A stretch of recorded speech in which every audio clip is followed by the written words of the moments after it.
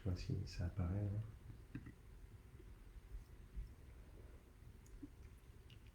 Je sais pas si ça a démarré ou pas.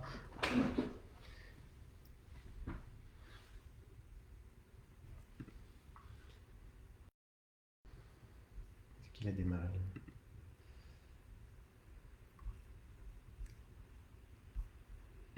Bonjour à tous, je crois que l'on est en direct.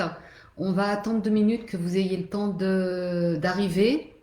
On attend vos petits commentaires pour nous dire si vous êtes là.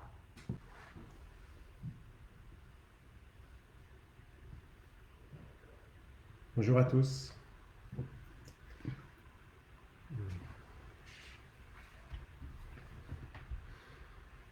Bonjour Adeline. Allez, on vous attend pour démarrer. Bonjour Lisseroy. C'est Alice. C'est Alice, ouais. Il faut qu'on se souvienne de tous vos pseudos quand on vous connaît. Et j'avoue que j'ai un peu de mal. Alors. Ah bah il y a Nadia, il y a Véro, Sandy, Coralie, Lise, coucou. Foxtrot, Mina, Sandra. Ah bonsoir à tous, Marie-Charlotte. Pauline. Si j'oublie quelqu'un, m'en voulez pas, ça passe très très vite. Très très vite. Oui Roberto, je sais bien que c'est toi. Roberto, buongiorno. Marie, Marianne, Ghislaine. Tu les vois pas? Mets ton écran en grand peut-être. Ah, il est déjà en grand. Ok. Oui, ça commence à faire du monde, Adeline, effectivement. Après, ce soir, c'est pas du tout uniquement les personnes qui ont fait les stages avec nous. C'est ouvert à tout le monde.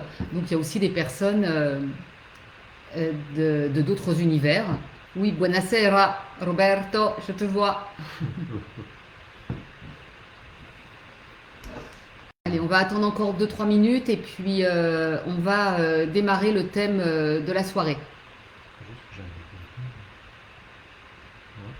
Il y a Véro qui démarre déjà très fort. Mon chaton de 8 mois m'embête et m'attaque quand je me lève.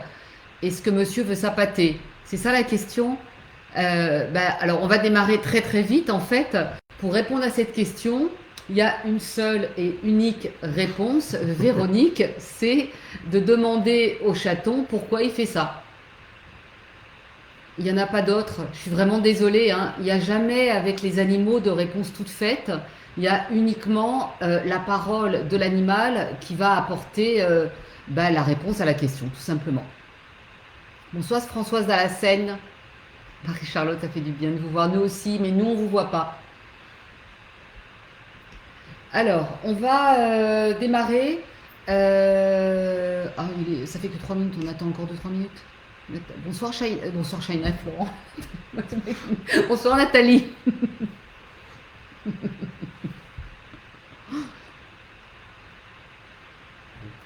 Par contre, on n'a pas les abonnés d'Instagram, mais on voit rien du tout.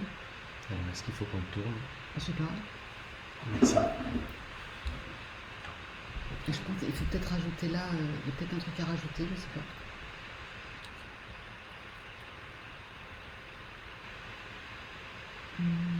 Non, ça change rien. Non, je vois pas les.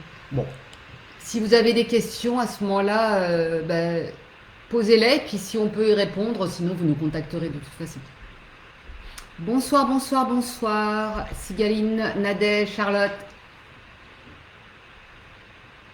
D'accord, Sigaline, alias Sigaline de Montélimar. Fabrice, bonsoir Fabrice.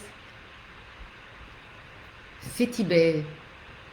Véronique, avec plaisir Véronique. Françoise.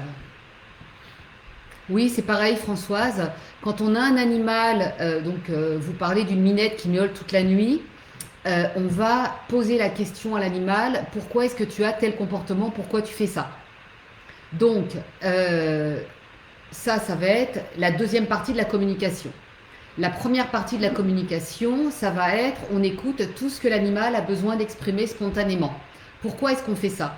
On fait ça tout simplement parce que si on ne fait que poser des questions à l'animal, ça veut dire que l'on va induire quelque chose de l'être humain sans s'intéresser plus que ça à lui, uniquement en lui demandant bah, moi ça m'arrangerait bien que tu arrêtes de faire ça, mais bon, bah, pourquoi tu fais bah, en fait, je m'en fous un peu. Donc l'idée, c'est toujours d'être à l'écoute de l'autre, de prendre en compte ses demandes et évidemment, en les prenant en compte, bah, l'animal va nous suggérer des choses à mettre en place. Donc là, on démarre, j'ai envie de dire, un petit peu par la fin. On va rembobiner un petit peu et démarrer au début. Donc déjà, bah, bonsoir à tous. Hein, j'ai pas pu dire tous vos prénoms parce que vous êtes très nombreux. En fait, l'idée de ce live ce soir, c'est vraiment de faire un échange entre vous et nous, qui sommes tous les deux communicateurs animaliers. Donc vous allez pouvoir prendre la parole, alors par écrit évidemment, et on va nous répondre à toutes vos questions. Avant de démarrer ça, je vous propose quand même pour ceux qui ne nous connaissent pas, bah, de nous présenter l'un et l'autre. Donc en ce qui me concerne, donc je m'appelle Shaina Lebeau, je communique avec les animaux depuis toute petite.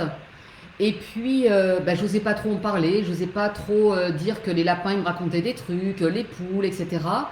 Et un jour, lorsque je suis arrivée où je vivais une autre partie du temps, à la campagne, ils ont voulu tuer mon coq, sans savoir que c'était le mien, puisque j'en en parlais pas, pour le passer à la casserole et simplement pour fêter mon arrivée. Et en tant que petite fille de 8 ans, j'ai hurlé en disant mais moi le coq je l'aime, moi le coq il me dit ci, il me dit ça. Et puis ce jour-là, les personnes m'ont dit tais-toi. Donc petite fille de 8 ans, je l'ai pris au premier degré. Et puis ce jour-là, j'ai décidé de me taire jusqu'à l'adolescence. Donc je ne parlais plus que par des c'est sympa une petite fille comme ça. Donc évidemment qu'aujourd'hui avec le recul, je comprends bien ce qui s'est joué à l'époque, mais c'est pas l'objet de la discussion de ce soir. Plus tard, j'ai mon papa qui a perdu également la parole, mais pas pour les mêmes raisons, parce qu'il a eu une maladie neurologique grave. Et suite à ça, on communiquait avec des signes, ça va, oui, ça va, allez, hop, bon, voilà, c'est extrêmement restreint. Et puis, un jour, qu'est-ce qu'il s'est passé? Il a lâché le mental, il a réapproprié sa télépathie, puisqu'on l'a tous à la naissance, donc on peut tous l'activer à tout moment. Et une fois qu'il l'a réapproprié, on a pu échanger par télépathie jusqu'à la fin de sa vie. Ce qui est très émouvant dans l'histoire, c'est qu'en communiquant par télépathie, on ose se dire des choses qu'on n'ose pas se dire avec des mots. Et en plus, on s'écoute, parce qu'on ne peut pas se couper la parole. Donc, ça donne un échange extrêmement profond, extrêmement fort, qui n'a plus rien à voir avec l'échange qu'on peut avoir habituellement. Plus tard, j'ai continué à communiquer avec les animaux, je faisais des séances pour des personnes. Et puis un jour, les animaux m'ont dit, maintenant, tu dois apprendre aux autres à communiquer avec nous, tu dois transmettre. J'ai dit, ok. Et là, grand moment de solitude, parce que je ne savais pas comment moi je fonctionnais, comment je recevais les informations. Et c'est là où j'ai étudié pendant 1 an mon fonctionnement pour pouvoir écrire mon fonctionnement, pour pouvoir l'adapter à d'autres êtres humains, pour que tout le monde puisse se reconnecter à la télépathie, mais surtout que derrière, tout le monde puisse communiquer par télépathie avec les animaux. Et aujourd'hui, c'est le cas. Toutes les personnes qui viennent au stage d'initiation repartent en communiquant par télépathie avec les animaux. Je vais laisser la parole à Florent parce que je me connais, je vais continuer. Juste une dernière petite chose avant, c'est que... bonsoir Corinne, Muriel et Roselyne, tout le monde. Ce qui m'a permis également d'écrire ce stage, c'est que je suis aussi sophrologue, comportementaliste animal, et ça m'a permis d'écrire ma propre méthode qui est au sein de notre école, que l'on a créée ensemble, qui s'appelle la goutte d'eau du colibri. Ça y est, je te laisse la parole. Le live Insta apparemment ne fonctionne pas. Ah, ok. Non, je sais pas ce qu'il faut lancer. Non. Non. Ah, non, je te laisse parler, je vais m'occuper de ça si tu veux. Bonsoir à tous, alors, je suis le compagnon de Shaina. Alors je suis aussi communicateur animalier depuis plusieurs années. Alors ça n'a pas été toujours mon métier puisque j'étais l'archétype même de la personne déconnectée. C'était pas du tout mon activité de départ puisque j'étais dans la finance, donc plutôt cartésien. Même si j'étais très très proche des animaux, pour moi il était difficile d'imaginer qu'on puisse communiquer avec les animaux. Bon là je suis un petit peu caché. J'arrive pas en fait. Voilà. Je sais Et pas si ça marche ou pas, j'en sais c'est rien. tout bon, c'est tout bon. Et donc, bah, des événements de la vie font que, à un moment, vous avez des tests qui vous arrivent. Ces tests vous font prendre conscience de certaines choses. Vous vous rendez compte que vous n'êtes pas forcément dans votre bon chemin de vie, que l'activité pour laquelle vous avez été programmé au départ, en termes de valeurs, en termes de croyances, en termes d'éducation, en termes de famille, en termes de société aussi, pour être reconnu par tout le monde, bien évidemment, vous essayez de coller à quelque chose et puis au final, c'est pas du tout ce que vous souhaitez, ce que vous aspirez. Donc je me suis formé à la communication animale. Aujourd'hui, je fais des séances en professionnel. Je forme également en compagnie de Shaina, aussi bien dans l'initiation que dans le parcours professionnel. Et on accompagne bien évidemment toutes les personnes qui veulent se former à la communication, soit pour s'initier, soit pour aller plus loin. Voilà. Alors moi aussi j'ai ma maman qui a aujourd'hui la maladie d'Alzheimer. La communication animale par la télépathie va bien au-delà de la simple communication avec les animaux. C'est pour nous, Shaina et moi, la possibilité de continuer à communiquer avec elle, pour pouvoir la soulager, pour pouvoir lui faire passer des messages ou tout simplement l'entendre, puisque les mots ne résonnent plus. Euh, voilà, donc c'est un langage universel dont on va parler ce soir, celui des animaux, mais aussi celui des humains. Voilà. Quand on communique par télépathie avec les animaux, contrairement à ce qu'on pourrait imaginer, parce que c'est une question qu'on nous pose régulièrement, c'est pas parce qu'on aime que les animaux, c'est aussi parce qu'on aime beaucoup, beaucoup les êtres humains. Et ce qui est très surprenant quand on débute en communication animale ou quand on fait une séance avec nous la première fois, c'est qu'on s'aperçoit que l'animal va parler de lui, des petites choses de sa vie bien évidemment, mais de son sujet préféré. Son sujet préféré, c'est qui? C'est le ou les êtres humains qui vivent avec lui. Et ce qui est encore plus surprenant, c'est que l'animal va... Alors je parle de l'animal domestique, hein, bien sûr, et non pas des autres animaux dont on pourra parler après si vous le souhaitez.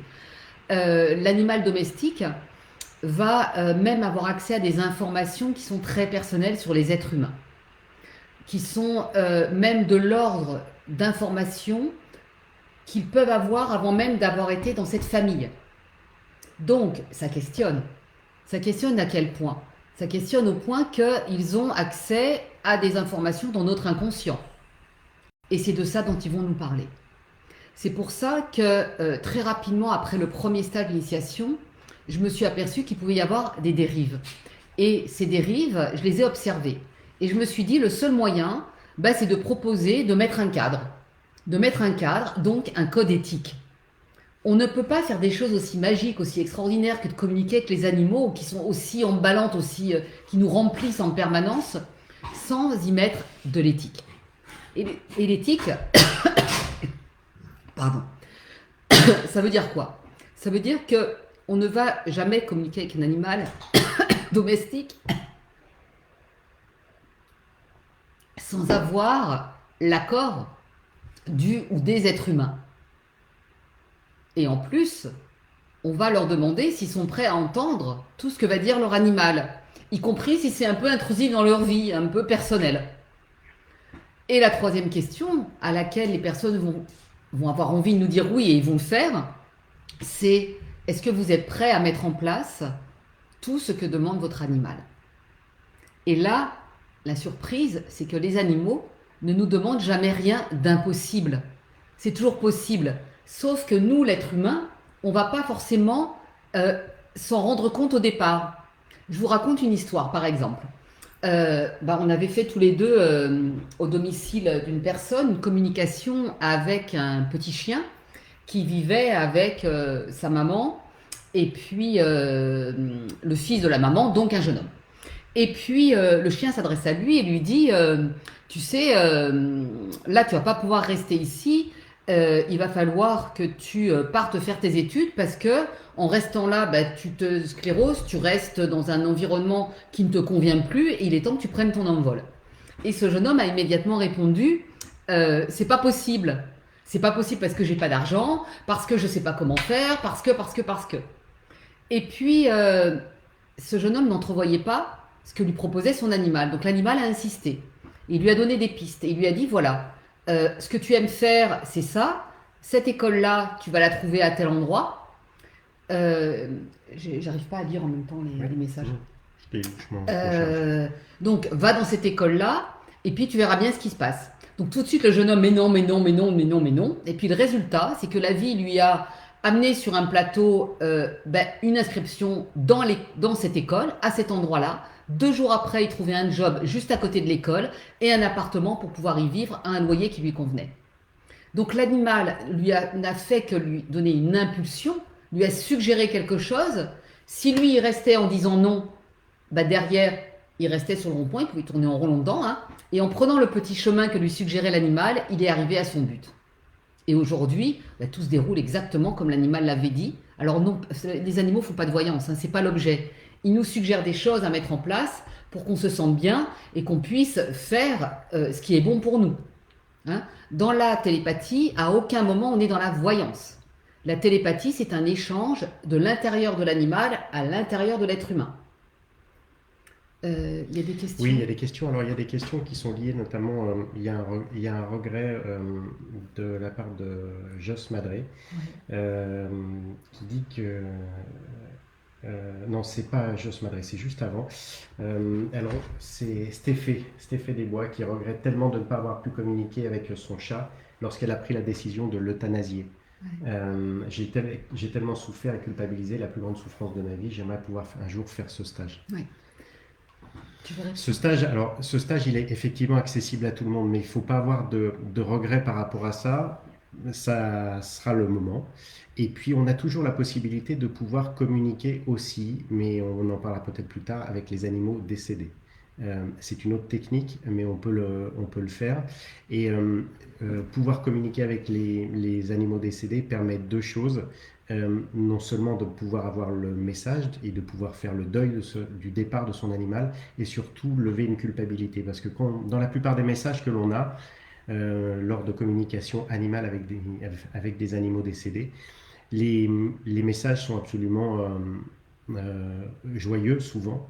Ils nous expliquent effectivement certaines choses, mais ils nous rassurent beaucoup de ce qu'ils ont vécu avec leurs humains, tout l'amour qu'ils ont pu avoir dans les deux sens, et ils nous le disent très régulièrement. Donc ça permet effectivement de pouvoir lever la culpabilité qu'on pourrait avoir de ne pas avoir imaginé faire ce qu'il fallait au moment du départ, et deuxième chose, de pouvoir faire ce deuil. Alors, c'est vrai que dans notre travail de communicateur animalier, le départ de l'animal, sa fin de vie, est un vrai sujet. C'est un vrai sujet, pourquoi? Parce que, encore une fois, on va pouvoir lui demander par la communication animale ce qu'il a envie de faire. Est-ce qu'il a envie d'être aidé par un vétérinaire, ou est-ce qu'au contraire, il a envie de rester à la maison et finir ses jours tranquillement de telle façon? Alors, c'est beau. Je dirais que quand effectivement on peut pouvoir le faire, alors on peut le faire en vous aidant dans les communications animales, mais c'est vrai que le jour où vous venez vous former, vous pouvez aussi communiquer au quotidien avec votre animal. Par contre, lorsque nous deux, ou même les membres de nos équipes, lorsqu'elles sont confrontées à une communication animale pour une fin de vie, on se concerte souvent pour effectivement, on demande l'avis d'un autre communicateur animalier pour être certain de prendre toujours la bonne décision. Voilà. C'est important ce que vient de dire Florent, parce que c'est pas parce qu'on est communicateur animalier, qu'on fait des choses géniales, etc., qu'on se prend la grosse tête. La grosse tête, on reste toujours très humble. Et c'est un des enseignements des animaux, c'est rester à votre place. Restez à votre place, les êtres humains, et nous, on reste à notre place, les animaux. Ça veut dire que ne vous positionnez pas en maître par rapport à nous, mais faisant partie de la famille. Alors, je sais bien que ce mot maître, il fait partie du langage courant. Il n'empêche que, en les considérant plus comme l'animal qui s'appelle un tel et nous, l'humain qui s'appelle Shaina ou Florent, on positionne chacun à la bonne place. C'est vraiment, vraiment très important pour eux. Et moi, c'est une des choses qui m'anime depuis toujours par rapport à la communication avec les animaux, c'est qu'ils trouvent leur vraie place dans le monde. Pourquoi est-ce qu'ils sont venus sur Terre à un moment donné? quelle en est la cause pour les animaux sauvages, quelle en est la cause pour les animaux domestiques, pourquoi est-ce qu'ils sont dans une famille et pas dans une autre, est-ce que par hasard ils auraient une mission à réaliser avec l'un des membres de la famille? C'est une question que l'on pose à tous les animaux à chaque communication et la réponse est toujours oui, je suis là pour telle raison, en mission avec tel être humain, mais j'aime tous les membres de la famille. Donc cette histoire de place, elle est extrêmement importante. Hier encore, hier soir, j'ai fait une communication avec, c'était un petit chat, et le petit chat expliquait que si tout le monde dans la famille retrouvait sa place, ils allaient retrouver la communication entre eux, ils allaient pouvoir échanger entre eux avec le cœur, en écoutant l'autre. Et nous, les êtres humains, qu'est-ce qu'on a tendance à faire? C'est que l'on parle à la place de l'autre, on réfléchit à la place de l'autre. Imaginez-vous le bonheur d'un animal la première fois qu'il est écouté par télépathie et qu'il sent qu'on est vraiment dans l'écoute de ce qu'il raconte. Ça fait plusieurs mois, plusieurs années qu'il est au monde et qu'il n'a pas ressenti ça. C'est gigantesque. Et dès le début d'une communication, très souvent, on sent cette joie dans l'animal. Et encore hier soir à cette communication, tout au début, le petit chat il me dit qu'est-ce que je suis contente. C'était une petite chat. Qu'est-ce que je suis contente. Et elle était très lente dans son expression dès le départ. Et sans lui poser de questions, elle me dit je suis contente parce que tu m'écoutes et t'es là. Et puis après, on a échangé de l'amour, toutes les deux. C'est pas mon animal, je vis pas avec. Je l'ai jamais rencontré physiquement. Et après, ça a démarré. Et puis là, elle a pu exprimer énormément de choses. Alors ça me permet de rebondir sur la question de Jos Madré, qui effectivement a son chat Bonnie qui a des comportements, des réactions au niveau de son corps, qui se met à courir, qui a des soubresauts, et qui semble être gêné, et puis qui se calme, et qui donc a un comportement, et que les vétérinaires aujourd'hui n'arrivent pas forcément à mettre une explication dessus. Alors, quand on fait de la communication animale, toujours, on va lui poser la question. Comme disait Shaina tout de suite, notre métier avant tout, c'est d'écouter pourquoi il a tel comportement. Un animal peut avoir un fond, souvent très très gentil, avec beaucoup de douceur, mais elle peut avoir un comportement pour nous faire comprendre quelque chose. Donc, il peut avoir ce comportement, mais toujours, et qui peut être en lien avec quelque chose qu'il a envie de faire comprendre à l'humain. Alors, Joss, je ne sais pas si vous êtes toute seule dans le foyer, mais si vous êtes seule, effectivement, il y a très forte chance que l'animal soit en mission avec vous et qu'il ait des choses à exprimer. Mais tant qu'on ne lui a pas demandé, on ne peut pas l'expliquer. Par contre, on va pouvoir venir en complément d'un avis vétérinaire. Le comportement d'un animal est un comportement individuel puisqu'il est lié à sa mission. Il est lié à sa mission avec l'humain. Et comme bien évidemment, l'humain est, vit au quotidien dans une densité terrestre avec son mental et puis avec aussi son anxiété, ses douleurs, ses émotions par rapport à l'animal. Eh bien, il n'a pas forcément ce recul de pouvoir entendre et comprendre ce que lui dit son animal. La communication animale permet ça. Elle permet d'avoir l'avis de l'animal, de pouvoir mettre en place précisément des choses au niveau de l'humain, ce qui va permettre de changer le comportement de l'animal puisque l'animal aura été entendu. Voilà. Avant de continuer, Note-Code nous demande si on propose des stages prochainement. Donc oui, on propose des stages d'initiation tous les mois dans différentes régions dans la France et puis plus en ce moment à l'étranger, mais ça va revenir. Je vais vous répondre, Julie. Pour en venir là, ce que je propose dans Note-Code, c'est de me contacter. Mon téléphone, c'est le 06 52 289 289. De nous dire dans quelle région vous êtes, aussi par mail si vous préférez. En fait, vous nous contactez comme vous voulez. Et puis moi, je réponds toujours avec beaucoup de plaisir à tout le monde. Pas toujours tout de suite parce qu'il y a pas mal d'appels, mais le plus rapidement possible. Bonsoir tout le monde. Alors Lise, si je souhaite poser juste une question à mon animal sur le moment présent, dois-je forcément passer par toute la partie d'écoute spontanée ou je peux directement venir à la question? Alors, ça dépend. La communication avec l'animal, c'est toujours j'écoute tout ce que l'animal a besoin d'exprimer spontanément. Ça peut durer trois quarts d'heure, une heure. Et après, on pose des questions. Si tu as fait cette première partie hier ou avant-hier et que là, tu as juste une question à lui poser, tu peux échanger avec ton animal uniquement pour une question.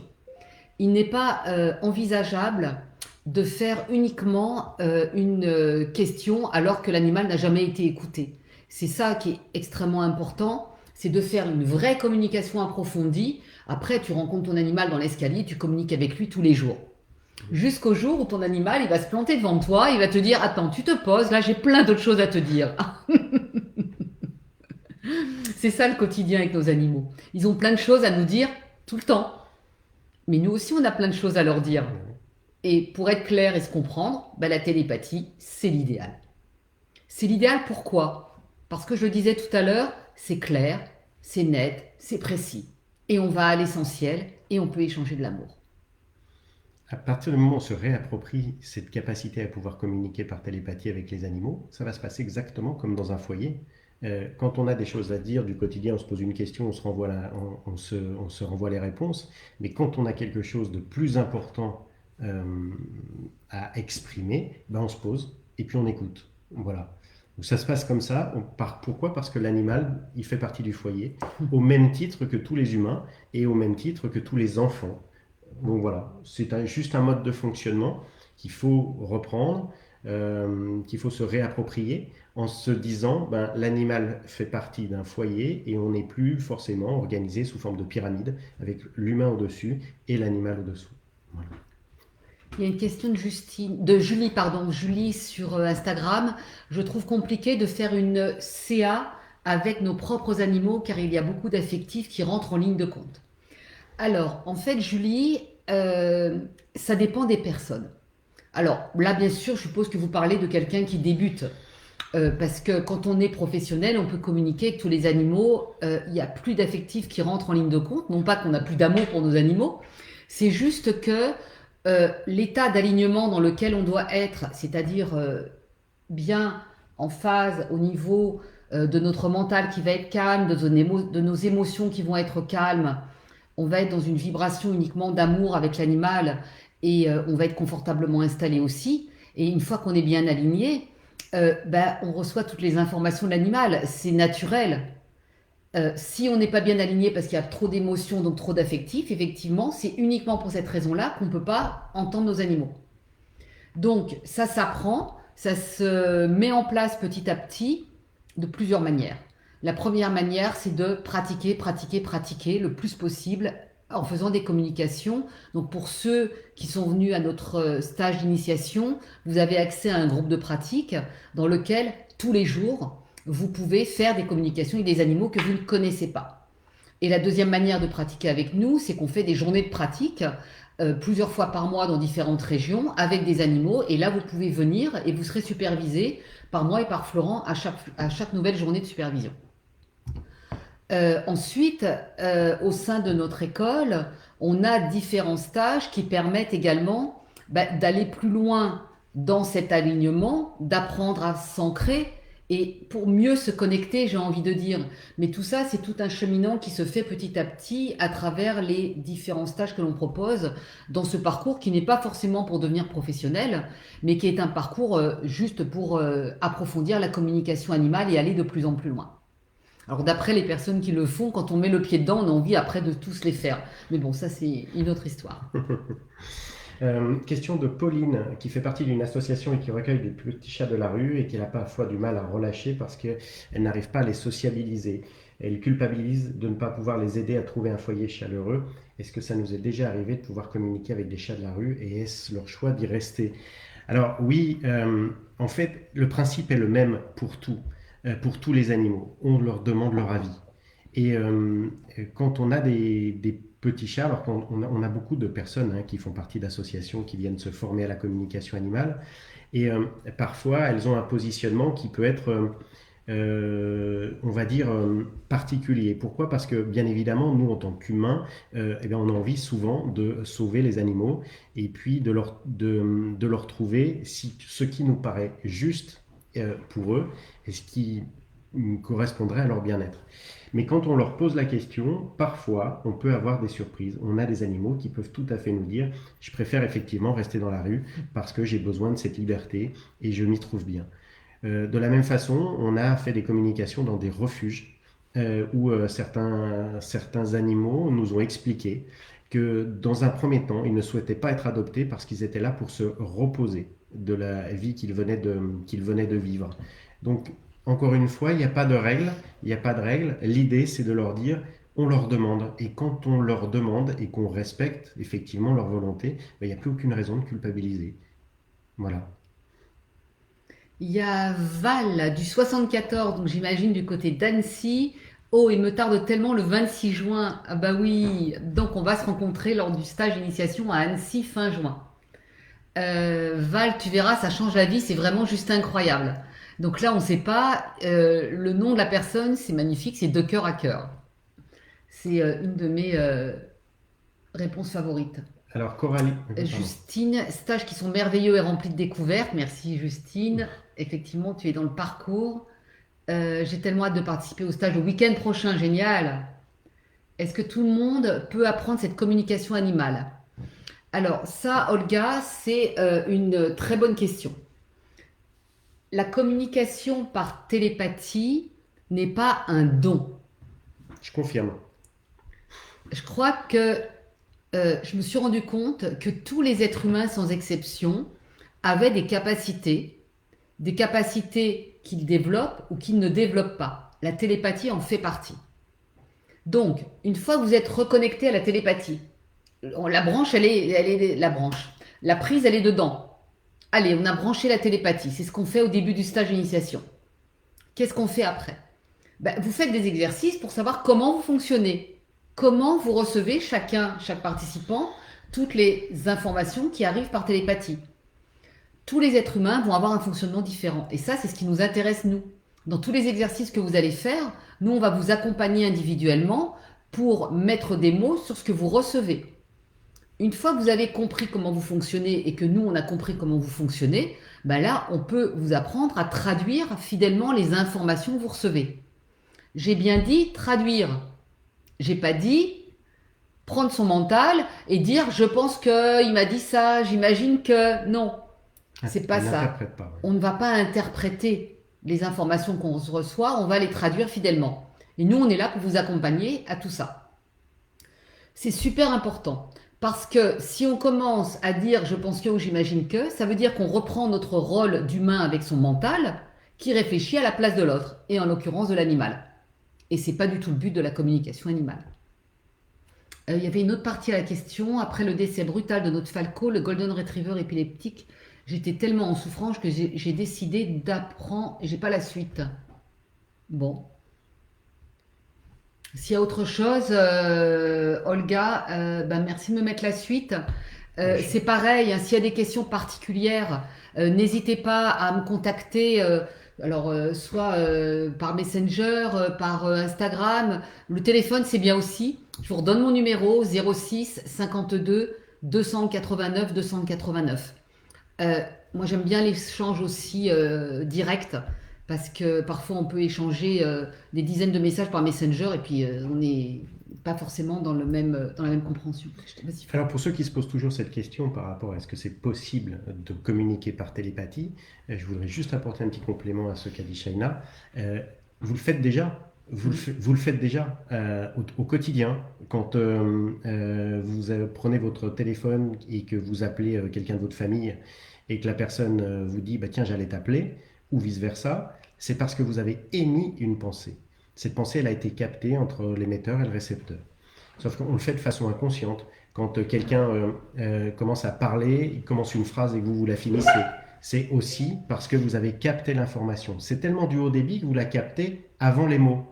Sauf que inconsciemment, on se dit, voilà, on a deviné les choses, c'est du hasard, c'est tout ça. Mais non, en fait, par expérience, on se rend compte qu'effectivement, l'humain est tout à fait capable de ça. Il s'est juste déconnecté.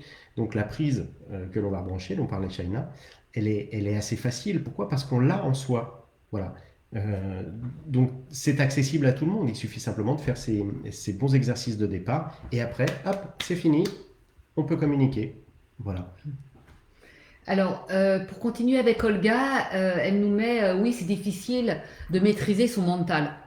Rien que dans le mot maîtriser, c'est justement l'inverse qu'on fait. Alors, je tiens quand même à vous rassurer, c'est que maîtriser son mental, dit comme ça, c'est juste pas possible. Parce que les êtres humains, on fonctionne avec le mental et des millions de questions qui s'entrechoquent dans notre tête.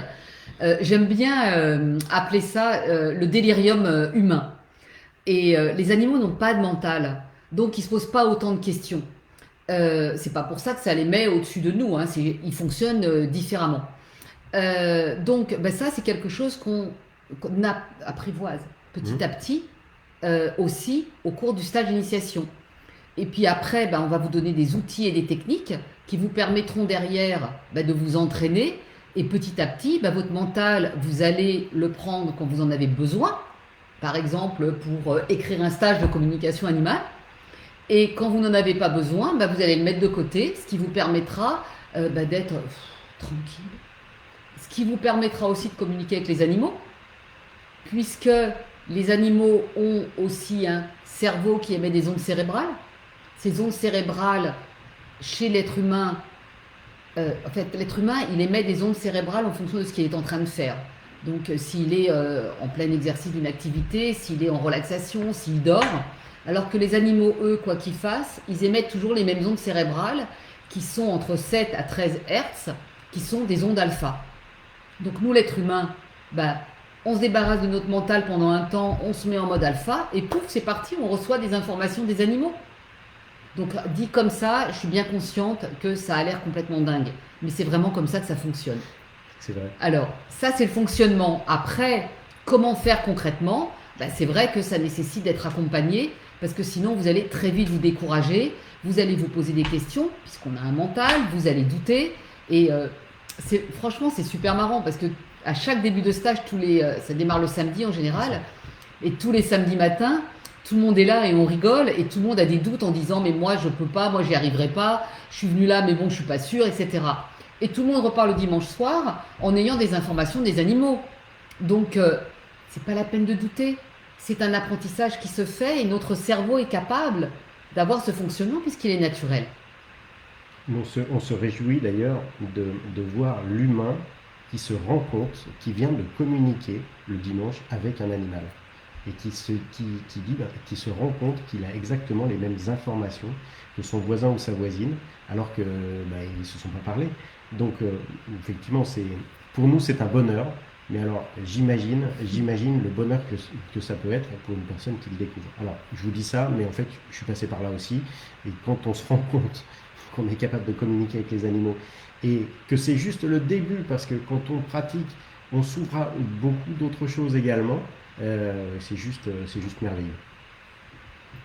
Alors Lorelai ou Laurélie, je sais pas, est-ce que c'est possible d'envisager de faire plus de stages d'initiation à distance?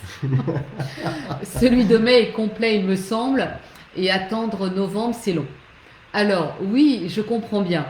En fait, le calendrier, il a 365 jours, et il y a un moment donné, c'est vrai qu'il n'y a plus de place. La deuxième raison, c'est qu'on limite le nombre de participants.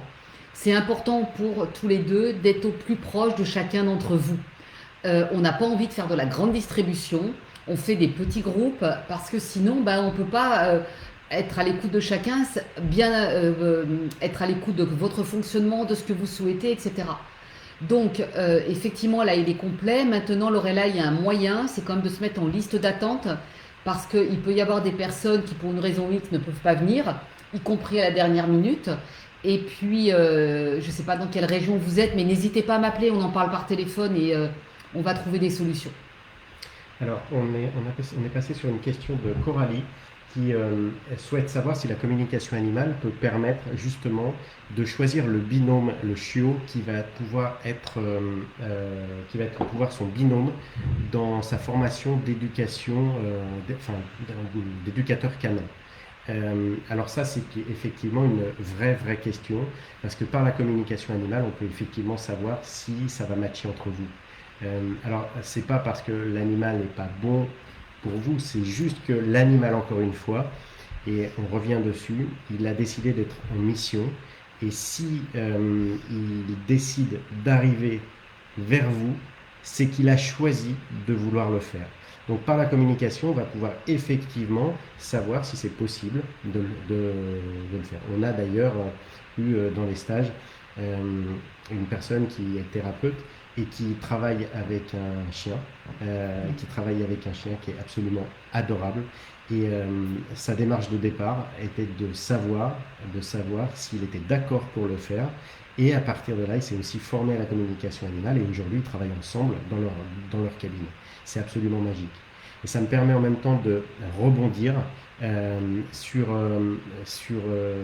une des questions qui disait que c'est Isabelle qui disait que un de son Sa chienne chien, Abby qui vient d'un refuge et qui a été trouvée au fond d'une grotte en Espagne, bébé avec ses 3 frères et sœurs, et je suis sûre que nos routes ne se croisent pas par hasard. voilà, les routes ne se croisent jamais par hasard parce qu'un animal domestique n'arrive jamais, jamais, jamais par hasard dans un foyer. C'est lui qui décide. Alors, même si vous avez l'impression d'être allé le chercher dans un refuge et que vous avez fait cette démarche, l'information a été reçue de façon télépathique parce que l'animal vous l'a envoyé pour que vous veniez le chercher dans le foyer. Et alors, à l'heure des technologies modernes, on se dit, j'ai trouvé une annonce sur Internet à 500 km. Mais tout est fait en fait pour que vous arriviez sur cette annonce-là et vous allez effectivement chercher l'animal parce que lui a décidé de se mettre en mission avec vous. Il n'y a pas de hasard, jamais de hasard. Et quand on fait la communication animale, on arrive à comprendre pourquoi il est arrivé. Alors Val, 74, je sais que mes chats m'attendent, mais moi je ne sais pas les entendre et c'est assez frustrant. En fait, il n'y en a plus pour longtemps puisque fin juin, si j'ai bien compris, vous venez faire le stage d'initiation à Annecy. Et c'est vraiment intéressant votre question parce que effectivement, nos animaux entendent quand on leur parle, tout ce qu'on dit, ils entendent.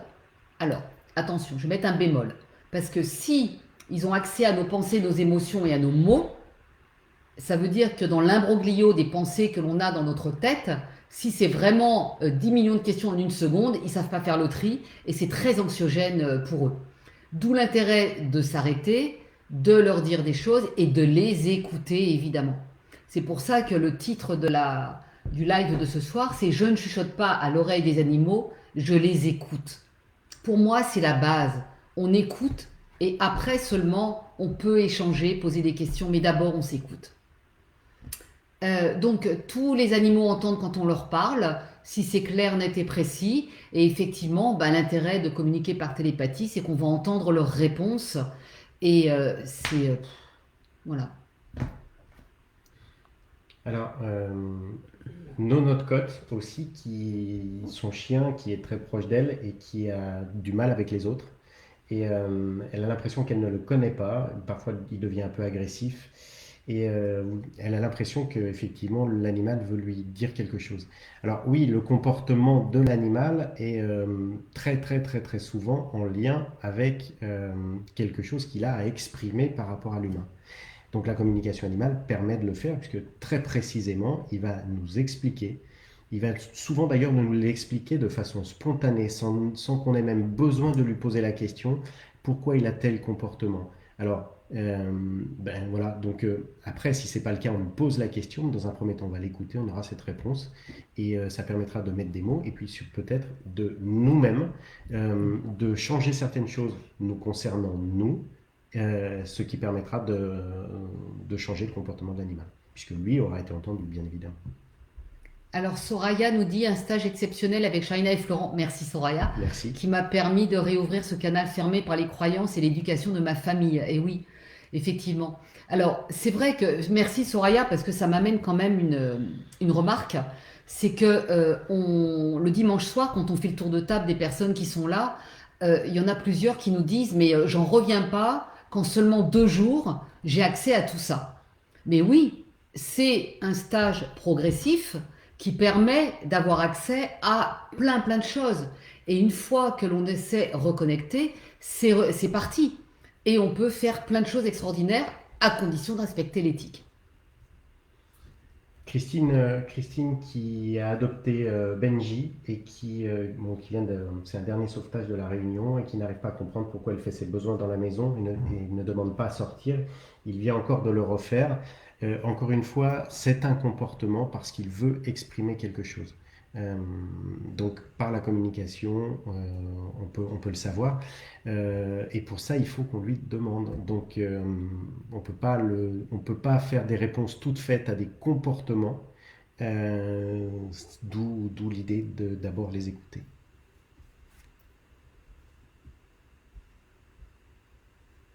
J'ai un chien très proche de moi, mais qui a vraiment du mal avec les autres chiens, uniquement quand il ne les connaît pas.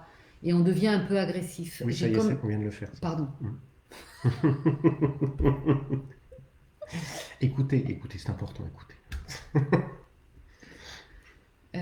Alors, oui, Je oui, bien lisais sûr. les réponses, Est-ce les qu'il questions. est-ce qu'il y aura le salon du bien-être de Mandelieu le 11, 12 et 13 juin? Et est-ce que Shaina sera là? Oui, elle sera là, on sera là, présent. Bien évidemment, on espère que tout se passe dans de bonnes conditions, ça sera certainement le cas. Voilà. Et puis, on en profitera également pour dédicacer le livre qui, qui est là, voilà, qui est sorti il y a maintenant un mois. Les animaux, c'est messager au grand cœur. Le secret, les écouter. Oui, on est un peu en boucle sur l'écoute.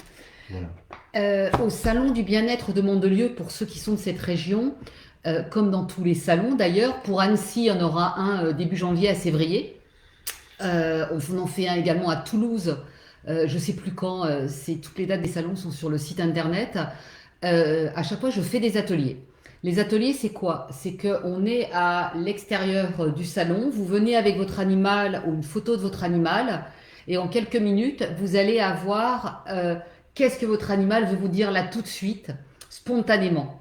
Quel est comment le comment dire je sais pas quoi, je trouve pas les mots. Je m'excuse, j'ai entendu dire la question suivante. Qu'est-ce qu'il a vraiment là besoin là tout de suite maintenant de vous dire? Alors évidemment que ça prend quelques minutes, vous n'allez pas pouvoir poser des questions, etc. Mais pour toutes les personnes qui l'ont fait, et elles sont nombreuses puisqu'on a souvent beaucoup de monde dans les ateliers, c'est extrêmement bluffant parce que l'animal va mettre la patte sur quelque chose du moment présent que vous êtes en train de vivre. Et j'ai envie de dire que quand vous venez à ce type d'atelier, c'est le début de la suite et de l'ouverture vers la communication parce que ça donne envie d'en écouter plus, ça donne envie d'en savoir plus. Et cette prise de conscience que l'animal est au courant de tout ce que l'on vit, ça devient déjà, lors d'un atelier en quelques minutes, une véritable évidence. Je voudrais savoir si la communication animale peut m'aider pour savoir si ma petite chienne cocker de 3 ans serait d'accord pour être saillie prochainement, car dans le plus grand respect pour elle, je ne sais pas quelle décision prendre. Alors oui, bien sûr, c'est une des questions que l'on peut poser lors d'une séance de communication animale. Donc je le répète, si vous n'étiez pas là, la séance, elle va démarrer par l'écoute de tout ce que l'animal a besoin d'exprimer spontanément. Et au bout de cette période, vous allez pouvoir lui poser cette question, comme toutes les questions que vous souhaitez poser, vous ou les membres de votre foyer, et l'animal va vous répondre. C'est ce qu'on appelle une réunion de famille. Et l'animal peut aussi vous poser des questions. Donc une séance, ça dure entre 1 heure à 2 heures, parfois plus. Ça dépend des échanges et de ce qui se passe. Alors, j'ai un peu perdu le fil parce que c'est remonté. Alors Ghislaine, je vous suis lors de tous vos directs et faire la formation m'intéresserait, mais je ne me trouve pas à proximité des lieux. J'ai vu que vous faisiez des formations... Ah, ça a sauté. Par Oui. Internet, Ghislaine, je ne sais pas la suite. Je ne sais pas où est votre message, il s'est perdu au milieu des autres. C'est Alors ça. Ghislaine, oui, on fait des stages en visioconférence euh, qui sont exactement les mêmes stages, sauf qu'on peut pas, on peut pas se toucher. Non, de toute façon, en ce moment, ça tombe bien. Et ce que je vous propose, c'est de me contacter aussi par téléphone pour que je vous en parle. À nouveau au 06 52 289 289 et je vous explique tout ça. En fait, le stage en visioconférence, c'est pas du e-learning. J'en ai déjà entendu parler. On vous envoie pas par Internet des trucs et des cours à faire. On est avec vous réellement pendant 2 jours. Et ça se passe sur la plateforme Zoom. Mais on n'est pas... Enfin, on est derrière l'ordinateur, mais en fait, il y a tellement d'exercices à faire, tellement d'interactions, que en fait, on est à la fin de la journée, on s'en est même pas rendu compte qu'on est derrière un ordinateur. Et bon, à part aux personnes vraiment réfractaires, franchement, ça se passe toujours super bien. La seule chose qu'on vous demande, c'est d'avoir une bonne connexion Internet pour qu'il n'y ait pas de coupure en permanence. J'espère que j'ai répondu. Surtout, n'hésitez pas à me contacter. Oui, j'ai l'impression qu'on a perdu pas mal de messages là. Enfin, moi, je les ai pas tous. Ce qui m'a Euh, étonné lors du stage, c'est que nous n'avions pas les mêmes réponses de l'animal. Pour quelle raison? En fait, la raison, Muriel, c'est que pendant le stage, on fait des communications avec les animaux qui vont durer maximum 20 minutes. Donc, il y a des personnes qui ont une partie de l'histoire et une autre partie de l'histoire. Alors, dans tous les stages que j'ai faits, je me suis aperçue que très souvent, les participants avaient les mêmes informations, mais qu'ils traduisaient avec des mots différents, alors que la profondeur de l'information est exactement la même. Donc, et nous, on fait toutes les communications avec tous les animaux des participants. Et allez, à 95% des cas, on a exactement les mêmes informations. Mais forcément, comme c'est notre métier et qu'on fait ça tout le temps, bah, on va avoir des compléments d'informations. On va aller beaucoup plus en profondeur. Et après, quand les personnes communiquent avec les animaux pendant 1 an et demi, avec l'approfondissement qu'on propose, ben, on a toutes les informations exactement comme nous. On n'est pas des êtres particulièrement exceptionnels. On fait juste, on met en place ce qu'on vous enseigne, c'est tout. Et il y a Michel Maïkejed qui dit je confirme. qui parle effectivement de cette notion d'intuition, enfin de ressenti. Oui, la télépathie, c'est 5 sens plus l'intuition et le ressenti. Donc ça en fait partie. Et quand on fait le stage, on va retravailler, enfin on va voir quels sont les sens qui sont actifs. Et pour certains, au départ, vont communiquer qu'avec l'image, d'autres avec plusieurs sens, et certains qu'avec le ressenti. Chacun a son propre mode de fonctionnement, c'est pour ça qu'on vous accompagne, pour voir comment vous allez pouvoir traduire l'information que vous ressentez, que vous voyez, que vous entendez, que vous percevez ou que vous sentez. Donc toutes ces informations-là fonctionnent par les sens, et le ressenti en fait partie. Voilà. Et c'est pas forcément plus difficile de pouvoir communiquer uniquement par le ressenti que par l'image. Parce que quand on a une image, il faut pouvoir y mettre une explication. Parce qu'une image, ça veut pouvoir dire plein de choses. Plein. Exemple. Exemple, un animal qui vous montre une pizza. Eh bien, qu'est-ce qu'on en fait de cette pizza? Le mental pourrait nous dire j'aime la pizza ou je mange trop de pizza. Effectivement, ça peut être le cas, mais ça peut être aussi change de vie et monte un food truck. Voilà, donc on a plein d'explications possibles. Encore une fois, on n'interprète pas, on va simplement poser des questions, gratter avec ce qu'on appelle les papates magiques. Toutes les personnes qui sont venues au stage vous diront que les papates magiques sont absolument exceptionnelles. Et c'est avec ces papates magiques, en grattant, en posant des questions, en recoupant l'information, qu'on a l'information exacte. Voilà. Et qu'on peut après traduire à l'humain. Alors, Chacha Pastourel qui nous dit est-ce que deux chiens dans un même foyer peuvent ne pas être d'accord sur ce qu'ils ont à nous dire? Alors, en fait, c'est difficile de répondre parce que chaque animal a sa propre personnalité, va avoir, en fait, sa personnalité en tant qu'être à part entière, mais également de par son histoire. Alors, avec nous et sans nous. Alors, son histoire également avec sa maman. Alors, je parle de la maman parce que chez les animaux domestiques, c'est quelque chose d'extrêmement important. C'est que le sevrage, il est souvent fait trop tôt, ce qui donne des comportements inadaptés ensuite chez les animaux qui sont en manque de leur maman. Donc, tout ça, ça constitue qui est l'animal à un moment donné. Ensuite, quand il va s'exprimer, comme je disais tout à l'heure, il va nous parler de son sujet préféré à 90%, qu'est le ou les êtres humains avec lesquels ils vivent. Donc à ce moment-là, ils ne peuvent pas ne pas être d'accord, puisque le sujet est commun. Par contre, ils peuvent nous parler de choses différentes. Alors j'espère avoir répondu, parce que c'est vrai que sans exemple précis d'un animal, c'est pas évident. Des animaux qui s'entendent bien, bah, c'est là. J'ai perdu ma chaussure en fait. C'est pas grave. C'est pas grave. Des animaux, on peut leur demander quelle est ta relation avec tel autre animal qui vit dans la famille.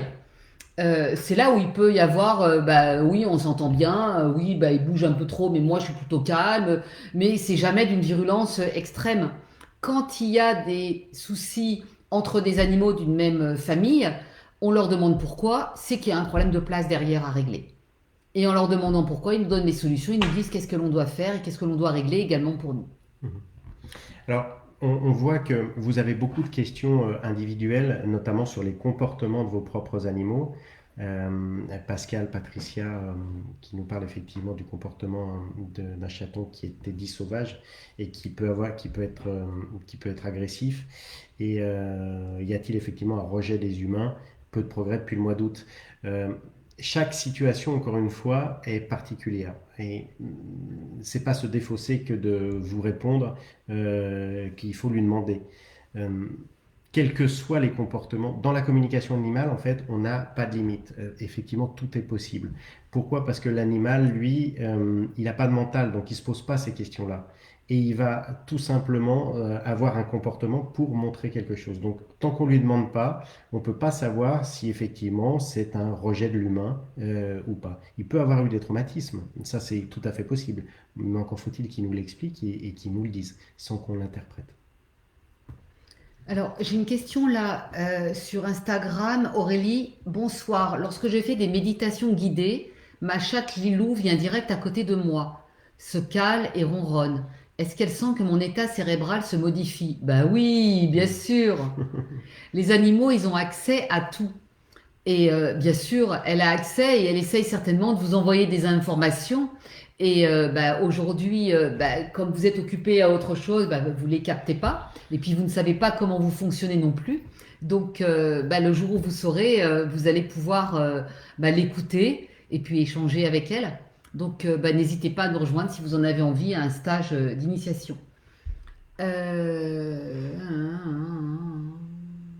Euh, il y a une question très rapide sur est-ce qu'il y a un stage de magnétisme, d'apprendre à soulager les animaux avec les mains dans le 74? Oui, chaque année, au mois de décembre, on en fait un à Annecy. C'est le seul stage du parcours, le stage de magnétisme qui est fait à Annecy une fois par an.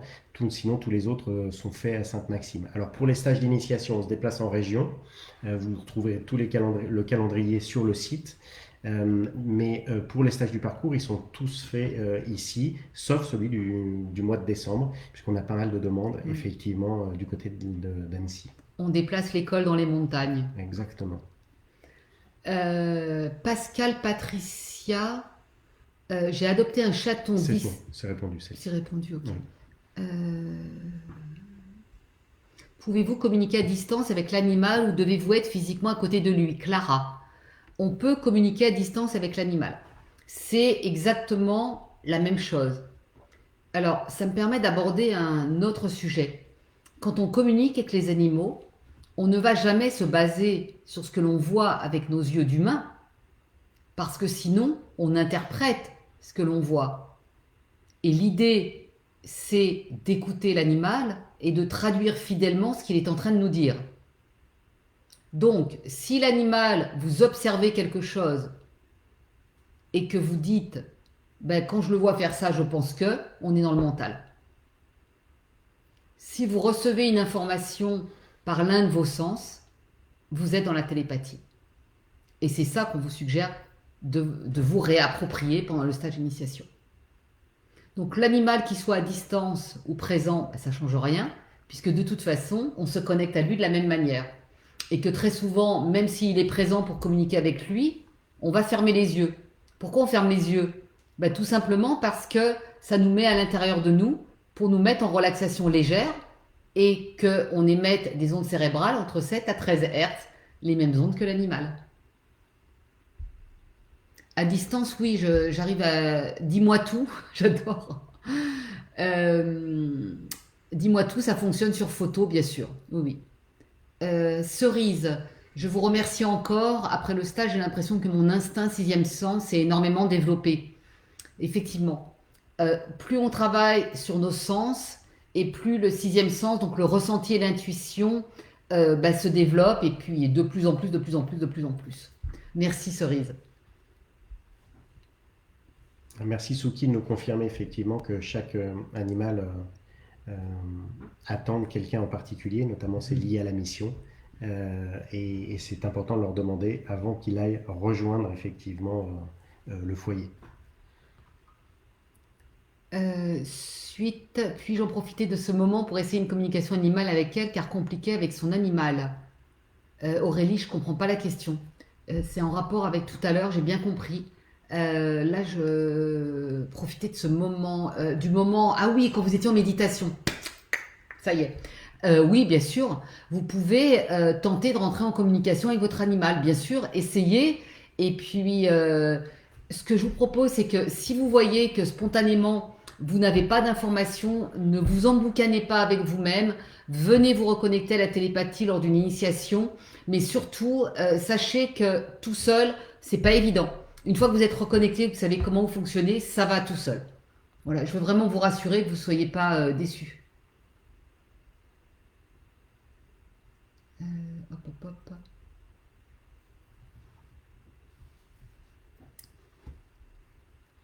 Euh, no Note Code qui est ravi de la réponse apparemment qu'on lui a faite.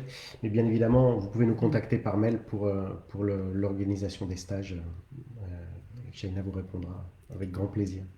Émilie qui nous dit à lire avec délectation. Merci Émilie. Moi, je suis aussi en train de lire votre livre, Alors, qui me passionne aussi et que je lis avec délectation. J'adore. Alors, on va juste rappeler que le livre Les animaux, ces messagers au grand cœur, le secret, les écouter au-delà des mots, a été édité par le Souffle d'Or. Vous pouvez le trouver bien évidemment sur le site du Souffle d'Or. Voilà. Il a été préfacé aussi par Jacques Martel, qui a, bien évidemment par rapport à la vision humaine, on travaille beaucoup en collaboration aussi avec lui, puisque comme on l'a évoqué, le fait que l'animal soit en mission avec un humain, eh bien, ça nous arrive dans les communications de nous rendre compte qu'un animal peut prendre, dans le cadre de sa mission, la maladie partiellement ou totalement à la place d'un humain. Et dans cette communication, il va nous en expliquer les causes. Et donc, c'est forcément extrêmement profond, puisque les causes étant liées à l'humain, si l'humain effectivement comprend et entend et met en place ce que lui demande l'animal, on peut avoir des surprises, des très très belles surprises sur des changements de comportement et effectivement des améliorations au niveau de la santé. Alors je précise, et c'est très important pour nous, on n'ira jamais, jamais à l'encontre d'un diagnostic vétérinaire. Pour nous, le vétérinaire est bien évidemment prioritaire dans le positionnement par rapport aux soins de l'animal. Nous, notre métier, c'est simplement d'écouter l'animal et de le transmettre à l'humain et que l'humain ensuite puisse avoir ce dialogue aussi avec le vétérinaire. Alors on a de plus en plus de vétérinaires qui viennent se former dans les stages, on a de plus en plus d'assistants ou d'assistantes vétérinaires qui viennent se former. C'est pas toujours une évidence pour eux puisque non seulement ils ont une notion cartésienne de leur connaissance, c'est une évidence, mais parfois on se rend compte nous aujourd'hui qu'il y a de plus en plus d'ouverture de ce côté-là et c'est absolument génial et on les remercie parce qu'ensemble effectivement on peut faire un travail super et dans le cadre du bien-être de l'animal parce qu'on va pouvoir répondre aux attentes de l'animal et l'humain. Donc je vois qu'il y a des personnes qui ont commandé le livre.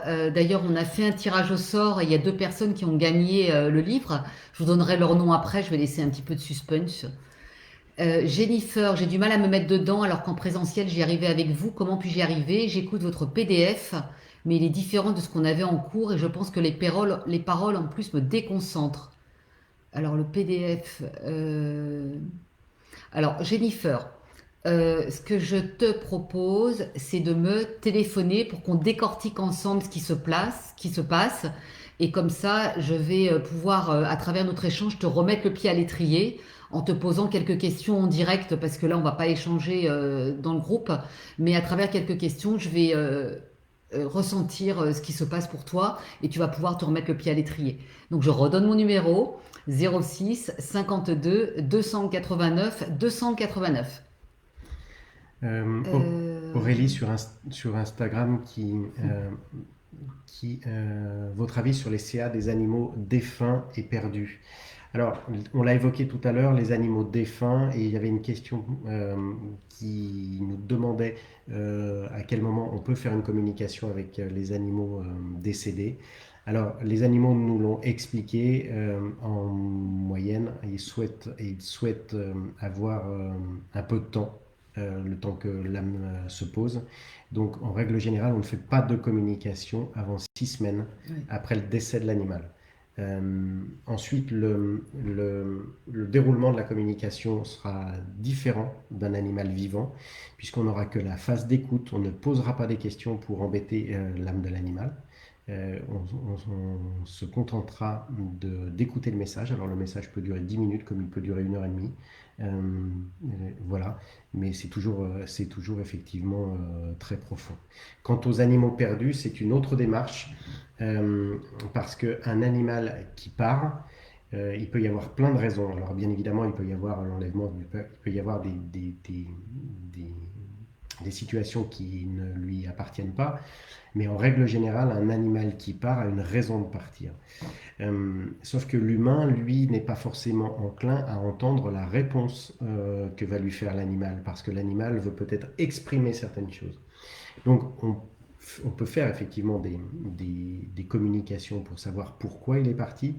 Par contre, dans la recherche, je crois qu'il faut être assez clair par rapport à ça, dans la recherche de l'animal, c'est extrêmement difficile. Pourquoi? Parce qu'un animal bouge en règle générale, sauf s'il est enfermé dans un endroit qu'il peut décrire, mais l'animal bouge, et puis même s'il décrit un arbre, une flaque d'eau, oui, des sapins, une maison, il n'en ferait pas forcément une description très très exacte. Et c'est assez difficile de pouvoir retrouver l'animal. Alors ça nous est arrivé, hein, bien sûr, voilà, mais je dirais que c'est plutôt de l'ordre du savoir-faire du radiesthésiste, plus que de la communication animale. Par contre, lorsque l'animal revient, s'il revient, là on peut faire une communication pour savoir pourquoi il est parti, on va l'exprimer, mais aussi on va surtout s'attacher à être sûr que l'humain est prêt à entendre ce que l'animal souhaite lui dire. Alors, Mina Greco, est-il vrai qu'il est préférable de castrer le chien car cela évite qu'il n'ait des douleurs quand il y a les femelles en chaleur? Merci. Alors, quand on communique avec l'animal, on ressent dans notre corps ce qu'il ressent physiquement. Donc, effectivement, quand il y a des animaux qui ont des libidos bah, pas particulièrement importantes, mais juste normales, ils nous demandent de les castrer pour qu'ils aient plus ces douleurs. Alors, l'idée, c'est pas de dire, ah bah oui, mais moi, je vais lui proposer une femelle une fois. Hein. Alors, j'aime bien faire la comparaison avec les êtres humains. Demander à des hommes autour de vous, c'est pas une fois. Ça fait partie de la physiologie de tous les êtres vivants. Donc, soit on les soulage avec la castration, soit bah, ils sont en présence du sexe opposé en permanence. Ensuite, alors, Mina Greco, votre question m'a interpellée. J'ai fait des communications avec mon chien décédé. La première s'est très mal passée, que des reproches, qu'il n'était pas monté, qu'il n'était pas monté. Il a froid, a peur et est triste. J'en ai fait une grave dépression. La deuxième était criante de vérité. Je pense qu'il faut faire attention car cela peut anéantir une personne, pas évident. Je suis tellement d'accord avec vous, mais à 10 millions de pourcents. Quand on reçoit les messages de l'animal, on se doit d'être fidèle à ce qu'il dit et de vous transmettre tout ce qu'il dit. Mais il y a une manière de transmettre les messages. Il y a une manière de vous prendre en compte. Et c'est ce qu'on enseigne dans un stage qui dure quand même 6 jours, qui s'appelle de la télépathie aux mots. Comment transmettre le compte-rendu de la communication avec l'animal pour que ce soit entendu par l'être humain et qu'il mette en place avec douceur ce que lui demande son animal. Les animaux ne se plaignent jamais. Ils ne font jamais de reproches. Ils ont juste une vision de ce qui se passe et ils nous suggèrent des choses à mettre en place. Donc, ça veut dire que la manière dont vous avez reçu l'information, Mina, il y a quelque chose qui manque. Donc, je ne sais pas ce qui s'est passé, mais vous êtes, en tant qu'être humain qui vivait avec l'animal, la personne la plus importante que l'on prend en compte quand on communique avec un animal. Et toute cette empathie, toute cette douceur et toute cette bienveillance, elle est pour vous. Et tout ce que dit l'animal, nous on vous enveloppe pour que tout se passe bien pour vous et que vous ressortiez de cette communication enrichie et tellement bien et tellement heureuse.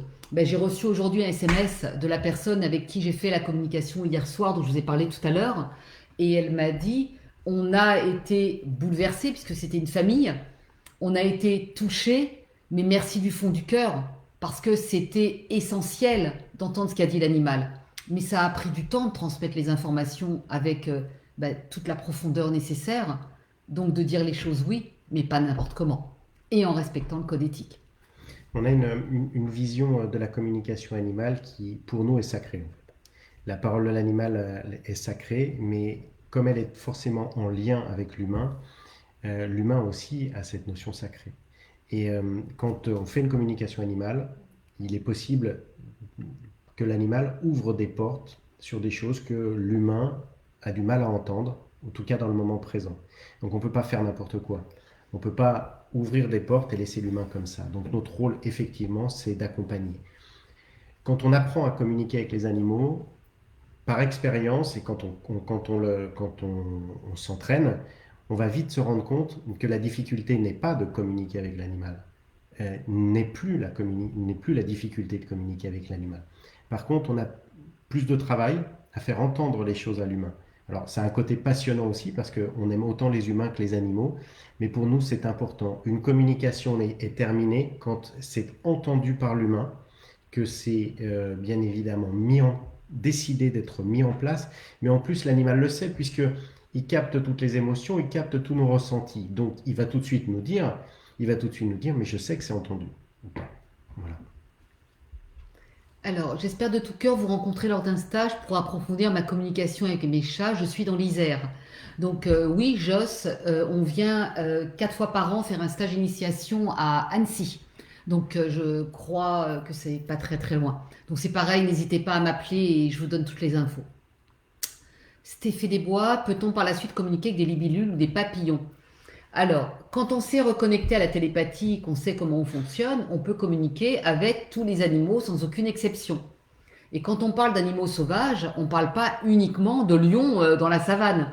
Les libellules et les papillons ont des choses à dire. D'ailleurs, vous pouvez regarder dans la rubrique animaux sauvages de notre site internet, il y a une communication avec des papillons. Il y a également des communications avec les abeilles, il y a également des communications avec tous les animaux, y compris des baleines et des dauphins qu'on a rencontrés dans différents endroits, dans différentes mers aussi. Alors, petite précision pour Muriel Silis, est-ce qu'on peut communiquer avec un animal qui a disparu depuis plusieurs années? Oui, là, il n'y a pas de limite. Il n'y a pas de limite de temps. Est-ce que les animaux éprouvent de la jalousie? Alors, ça c'est une bonne question parce que je l'entends souvent, mon animal est jaloux de l'autre, etc. Non, ils ne peuvent pas ressentir de jalousie. Pourquoi? Parce que la jalousie nécessite de se comparer à l'autre. Et ça, les animaux ne peuvent pas le faire parce qu'ils n'ont pas le mental. Par contre, ce qu'ils peuvent faire, c'est réclamer leur place. Donc, pour eux, mais pas par rapport à l'autre. Et pour ça, ils sont capables de développer des comportements pour nous faire comprendre les choses. Et une fois que c'est entendu et qu'ils retrouvent leur place, et nous aussi, tout rentre dans l'ordre. J'espère que j'ai répondu à la question, Solange. C'est ce que j'en ai compris, en tout cas. Cerise, oui, effectivement. Une amie allait euthanasier son chat, elle me l'a dit le jour d'avant, alors j'ai voulu communiquer avec elle, je ne sais pas si j'ai bien fait vu que je suis débutante. Cerise, tu as bien fait. Par définition, tu as bien fait. Maintenant, si tu as ressenti des choses et que tu pouvais imaginer que ça suffisait pas, bah effectivement, on peut aller plus loin. Mais si tu l'as pas fait, j'en déduis que tu as parfaitement communiqué avec l'animal et tout est ok. Peut-on alors Sirius massage canin. Peut-on régulièrement entrer en communication avec un animal décédé? Franchement, je vous le déconseille. Par contre, l'animal, lui, peut se manifester auprès de vous. Ça veut dire que vous allez vous être dans votre vie quotidienne ou dans votre sommeil et vous allez avoir des informations de l'animal. Et là, si l'animal est OK puisqu'il est décédé, vous allez pouvoir échanger. Mais le solliciter en permanence alors qu'il est parti dans une autre dimension, c'est pas bon pour lui. Et c'est vraiment, je suis même pas sûre que ce soit bon pour vous. Hmm. Par contre, faire une communication avec l'animal décédé et avoir tous ces messages en profondeur, là oui, ça, enfin, toutes les personnes qui l'ont fait m'ont dit je vois plus les choses pareilles. Ça m'a soulagé, ça m'a apaisé. Ça permet de faire le deuil. Hein. Et ouais. Et ça lève toute culpabilité également. Evelyne, qui dit: j'ai une minette dont la mère est morte lorsqu'elle avait une semaine. Elle a été éduquée jusqu'à l'âge de 2 mois par ses propriétaires. Elle a un comportement quelquefois agressif. Elle a 13 ans. Elle est diabétique et depuis 2 nuits, elle miaule. J'aimerais l'aider. Encore une fois, c'est un comportement pour lequel il faudrait lui demander pourquoi elle se comporte de cette façon-là et faire cette phase d'écoute avant tout, sans lui poser uniquement cette question-là. Elle a certainement des choses à exprimer. Alors Aurélie, encore une question. Les animaux ressentent nos émotions. Oui. Ces émotions peuvent-elles impacter la santé psychique corporelle en bien ou mal suivant l'émotion? Ben oui, comme nous. Ce qu'on expliquait tout à Oui, l'heure. oui, tout à fait, comme nous. Complètement. Je vois Yannès qui nous a rejoint. Salut. J'ai une minette, ça tu en as parlé? Evelyne. Oui, oui. Ça, c'est ce que je viens de répondre. Bon, ça tu l'as fait, Pussycat pour Chantal. Chantal, chat pussycat, non, alors il ne connaissait pas son environnement, il est parti, le chat, il ne sortait jamais, que devient-il, où est-il passé, peut-il me montrer le chemin? Alors c'est ce que je disais tout à l'heure, hein. C'est ce que je disais tout à l'heure, un animal qui est parti, il y a très forte chance qu'il y ait des raisons. Un animal peut effectivement quitter un foyer pour plein de raisons. Il peut y avoir même des raisons de dire je quitte le foyer pour aller en mission ailleurs. Ça peut arriver, ça peut arriver. Mais tant qu'on ne lui a pas demandé, on ne peut pas le savoir. Par contre, il faut vraiment être prêt ou prête à entendre ce que va dire l'animal. Parce que dans le cadre du bien-être de l'animal, si l'animal dit je souhaite partir parce que j'ai décidé d'être en mission avec telle autre personne, il faut l'accepter. Alors c'est vrai que c'est difficile en tant qu'humain, hein, c'est extrêmement difficile à envisager ce genre de choses, mais encore une fois, c'est respecter l'animal. C'est respecter l'animal parce que c'est lui qui le décide. Alors Féti, j'ai perdu mon chat Diana depuis 2 mois. Je pense toujours, je aide animal dans la rue, ne me... Je comprends pas ce qu'il y a décrit. Alors là, franchement, comme le disait Florent, hein, on peut communiquer avec les animaux disparus. Je pense que c'est la solution là. Et ouais, c'est du moment où vous êtes prêt à entendre ce que votre animal va dire. Je suis en train de me former en naturopathie animale et j'aimerais faire de la com animale. Après 8 ans en tant qu'assistante vétérinaire, je veux évoluer dans quelque chose qui me ressemble totalement. Bah, félicitations et bienvenue. Avec grand plaisir, no not cote. Dani, bonne soirée. Alors Coralie, j'ai l'impression qu'au tout début de ma vie, j'ai créé énormément de souffrance aux animaux de mon entourage. J'ai vécu énormément de traumatismes qui, je pense, m'ont poussé à évacuer mon mal sur eux. J'ai 42 ans et vivrai cette culpabilité à vie. Quel positionnement adopter? Sont-elles des dettes karmiques? Ces animaux étaient-ils là pour jouer un rôle de buvard? C'est très compliqué à assumer au quotidien, d'où mes projets de vie à présent. En fait, Coralie, euh, ce dont vous nous parlez là, c'est des souffrances que vous avez qui sont la résultante d'actions que vous avez pu avoir avec des animaux. Donc là, on ne parle pas des animaux directement, mais d'un être humain en souffrance qui est vous. Donc là, ce que je vous suggère, c'est d'aller chercher en profondeur dans votre inconscient qu'est-ce qui se joue, qu'est-ce qui s'est joué à l'époque et comment aujourd'hui vous pouvez voir les choses autrement pour ne plus vous faire de mal et voir le passé comme quelque chose de passé et de créer le présent avec quelque chose de nouveau, avec la nouvelle personne que vous êtes aujourd'hui qui n'est plus celle de l'époque.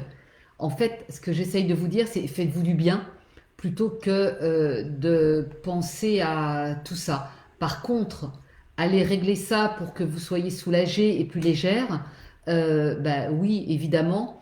Et c'est une démarche de travail sur soi que l'on fait nous, que nos animaux nous poussent à faire et que tous les animaux poussent à faire et qu'on suggère à toutes les personnes qui viennent nous voir de faire parce que c'est essentiel pour tous les êtres humains de retirer tous les voiles qu'on a devant les yeux qui nous font réagir ou surréagir. Alors Michel, merci effectivement de dire que ce livre est absolument important à lire, mais c'est aussi pour répondre à la question de Muriel Silis qui demande si dans le livre il y a des applications pratiques.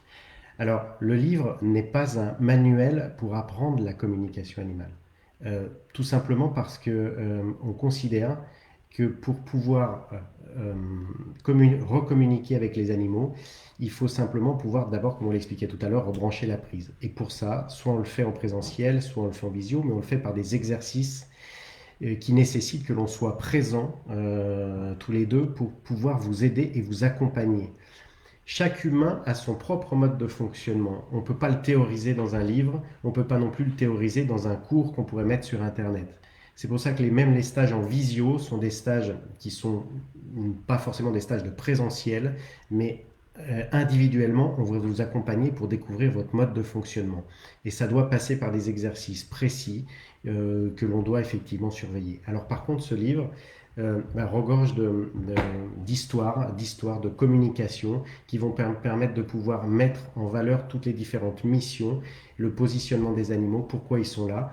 Et on remonte un petit peu dans l'histoire aussi par rapport à leur positionnement par rapport aux humains. Qu'étaient-ils avant? Ils ont été honorés comme des dieux à certains moments. Et puis aujourd'hui, on est dans une ère plutôt industrielle. Donc tout ça nous a effectivement intéressés. Et puis voilà, puis dedans il y a plein de surprises. Alors il y a quelques petits exercices effectivement pour vous faire toucher du doigt ce qu'est la communication. Mais dans un livre, on ne peut pas aller au-delà et ça peut pas être quelque chose de pratique, voilà, en théorie. Fabrice, je dois vous quitter. Gros bisous, vous avez changé ma vie. Je commence à voir la lumière dans mon cœur. Magnifique. Merci. Merci Fabrice. J'ai acheté votre livre, il me passionne car moi-même je me passionne pour la communication animale et les chevaux. J'espère un jour vous rencontrer avec grand plaisir, Anne-Marie. Hâte de vous revoir. Toujours au top, Shaina. Michel, je te remercie du fond du cœur. Jéannie, merci pour votre direct. Ah bah, vous êtes au top. Hein. Je ne l'ai pas reconnu la première, comme elle a dit tellement de choses qui étaient vraies, c'est super. Mina, ce sont des points de validation, bien sûr. Oui, Noël, le live va être en replay, bien sûr. Une difficulté pour se mettre en onde alpha peut-elle se débloquer? J'ai fait les 3 niveaux de formation avec une formatrice reconnue, mais je n'y parviens pas. Alors, Nadège, je ne sais pas de qui vous parlez. Ce que je vous propose, c'est toujours pareil, si vous voulez, c'est d'être accompagné individuellement. Donc, appelez-moi, on en discute. Il n'y a pas de difficulté physique et physiologique pour se mettre en mode alpha, puisqu'on le fait tous au moment de s'endormir. C'est la relaxation légère et on passe tous par là. Donc, il n'y a pas de question par rapport à ça. Qu'est-ce qui se joue derrière? J'avoue que j'en sais rien parce qu'on ne se connaît pas, Nadège, mais appelez-moi et on voit tout ça ensemble. Je vous redonne mon numéro. 06 52 289 289. J'ai lu des récits de communication animale dans lesquels les animaux demandaient des nouvelles d'un autre animal. Pour moi, les animaux communiquent entre eux. Non, oui, oui, complètement, Frédéric.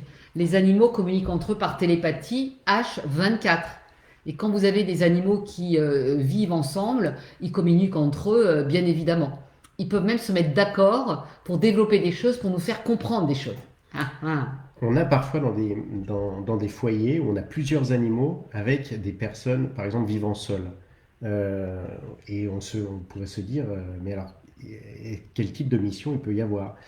Chaque animal va avoir une mission particulière et va l'exprimer d'une façon différente. Il peut faire, un animal par exemple, un chien peut avoir un comportement agressif pour exprimer la colère que peut avoir l'humain, mais le chat peut être dans la douceur pour justement lui apporter cette douceur.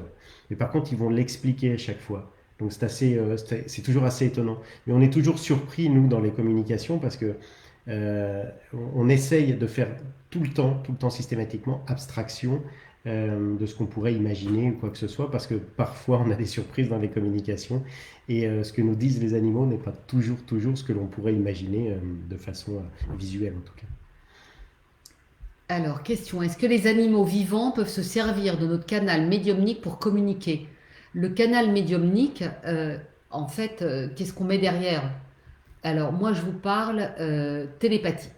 La télépathie, c'est notre cerveau qui se met dans un état modifié de conscience qui est le mode alpha, et on échange des informations de l'animal à l'intérieur jusqu'à notre intérieur à nous. Donc on ne parle pas par des canaux extérieurs. Et la médiumnité, pour moi, est reliée aux défunts, aux animaux, aux humains décédés. Donc, c'est pas le canal que l'on utilise pour communiquer avec les animaux vivants. J'espère que j'ai répondu, Karine, si c'était bien la question. Si c'est pas le cas, n'hésitez pas à me reposer la question différemment. Cerise, en janvier, après le stage de décembre, j'ai été en forêt, j'ai croisé un chamois, j'ai voulu communiquer avec donc sans l'audio, parce que c'est vrai que à la fin des stages, on vous transmet les protocoles audio pour pouvoir descendre en mode alpha. Vous allez en avoir besoin pendant quelques temps et après, avec l'habitude, vous allez pouvoir vous en passer. Et apparemment, Cerise l'a fait. J'ai réussi. Je ne sais pas si c'était mon mental qui a pris le dessus comme c'était au début. Alors, tu as réussi à communiquer, Cerise. Tu as réussi à communiquer.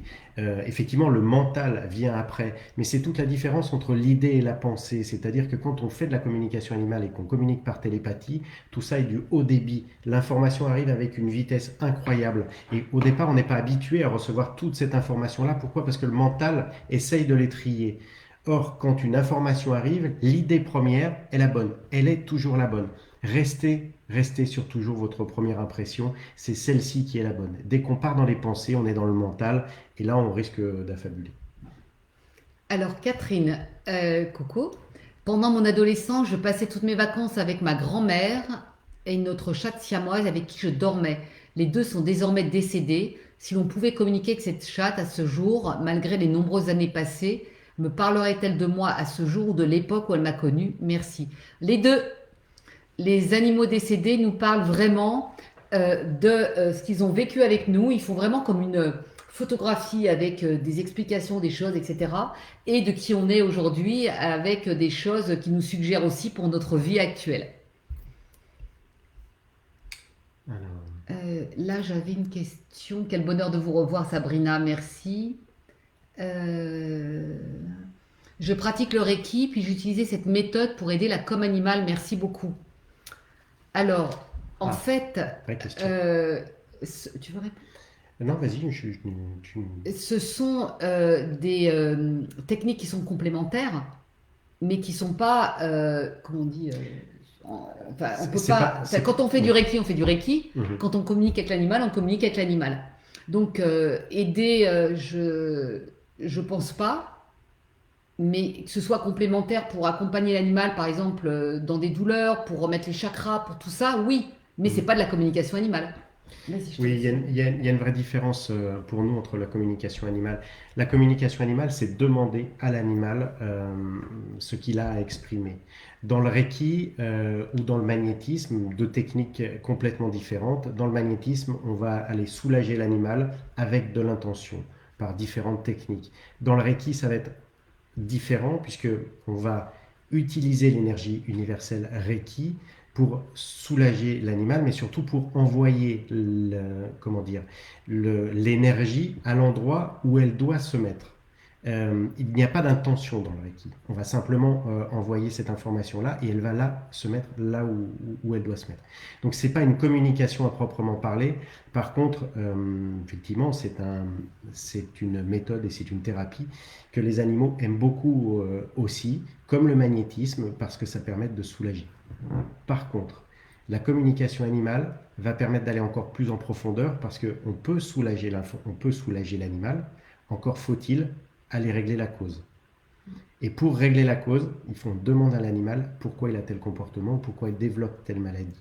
Et là, il va nous l'expliquer.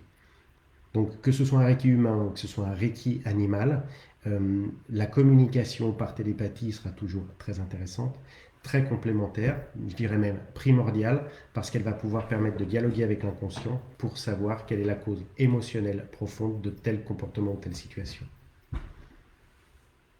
Alors, pourquoi, je pense que vous venez d'avoir une partie de la réponse, pourquoi les animaux ne parlent que de leurs humains et très peu d'eux-mêmes? C'est un peu bizarre de faire une communication avec un animal et au final de ne quasiment pas parler de lui. En fait, l'animal va nous parler de lui, de ses besoins, de ce qu'il souhaite. Et il parle de ses humains parce que c'est son sujet préféré. En fait, il s'intéresse à lui, il va dire si ce qu'il mange ça lui plaît, etc. Mais il est là en mission avec un des êtres humains de la famille. Et en parlant de l'humain, il parle de lui. Parce que si l'humain entend et met en place ce que son animal lui suggère, il se soulage lui en tant qu'être humain, mais il soulage l'animal. Donc, la boucle est bouclée. Et indirectement, il nous parle de lui. Tout à fait. Donc ça, c'est pour les animaux domestiques. Après, on a les animaux sauvages, quels qu'ils soient. On parlait tout à l'heure de papillons, de baleines, de dauphins, de lions, de girafes, phacochères, je sais pas. Une menthe religieuse. Voilà, on a passé un moment extraordinaire avec une menthe religieuse. Et on a pu discuter avec elle et on a observé sur son corps physique qu'elle nous écoutait. Elle a tendu comme ça et elle nous regardait, elle tournait la tête comme ça. C'était extraordinaire. Et elle nous a parlé d'elle, de ses besoins. Et là où vous allez être surpris, c'est qu'elle nous a parlé de nous. Parce qu'elle a accès à des informations de notre inconscient. Et puis, on a pu échanger comme ça. Ça a duré un bon moment. C'est ce qui se passe d'ailleurs avec beaucoup d'animaux sauvages. On a eu la chance de pouvoir aller nager avec les dauphins. Et ce sont des expériences extraordinaires avec la communication animale. Pourquoi? Parce que d'abord, ça nous permet de communiquer, mais ça nous permet aussi de ressentir des choses que les animaux veulent nous faire passer. Quand ils viennent à côté de nous, on peut communiquer avec eux, on peut ressentir des choses. Ils vont même jusqu'à nous faire des soins. Et ça, c'est absolument fabuleux. Et puis, on se retrouve aussi, nous-mêmes, communicateurs animaliers, face à nos propres questionnements et puis à nos propres développements personnels. En fait, ce qui est très intéressant en plus dans la communication animale et les personnes qui viennent se former en initiation et dans le parcours professionnel se rendent compte que de la même façon, un animal n'arrive jamais par hasard dans un foyer, on n'est jamais attiré par hasard vers une communication. On a toujours quelque chose, nous, à comprendre avec humilité. Pourquoi l'animal a fait en sorte aussi que ce soit nous, Shaina ou moi ou d'autres personnes qui ayons à communiquer ce jour-là avec cet animal. On a toujours quelque chose à comprendre. Alors, ça va faire un peu plus d'1 heure et demie qu'on est ensemble. Donc, je vous propose de donner le nom des 2 gagnants du tirage au sort. À chaque fois qu'on fait un live ou une conférence en présentiel, on va faire un tirage au sort pour que vous puissiez gagner le livre Les animaux, ces messagers au grand cœur, le secret, les écouter. Donc, édité au souffle d'or. Édité au souffle d'or, merci. Donc, la première gagnante s'appelle Antonia Korchak. J'espère que j'ai pas abîmé le nom. Je ne sais pas si vous êtes là en train de nous écouter. Si c'est le cas, envoyez-moi en message privé votre adresse postale. Et la deuxième personne, c'est Françoise Coltier. Françoise Coltier et Antonia Korchak. Voilà. Voilà, bravo à elles. Ouais, bravo à toutes les deux. On espère qu'elles auront autant de plaisir à lire ce livre qu'on a eu de plaisir à l'écrire Mm. et à échanger. Euh, voilà. Et n'hésitez pas à nous contacter. On n'a pas pu répondre à toutes les questions. Ça défile très très vite et on aime bien prendre notre temps, mais ça, vous l'aviez compris. Donc, une très très belle soirée.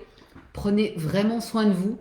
Et les animaux sont très heureux quand on prend soin de nous.